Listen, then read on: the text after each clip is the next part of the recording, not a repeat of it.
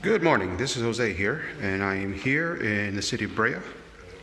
And this job was just about complete. As you can see, this is what the floor looks like now compared to what it looked like before. They're using a finish that's going to make this look raw, even though it has all the layers of coating that is necessary. That's the type of finish they're using here. And as you can tell, has a very somewhat flattish look, but when you're dealing with raw wood, that's what you get. This took a couple of days to do, not that long. Only the room back there and this small hallway area. And of course, the kitchen. Oh, excuse me. Sorry, I apologize for the interest.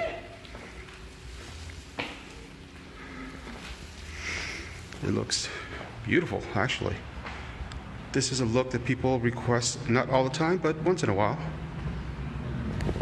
Some people are shiny, but this looks really nice.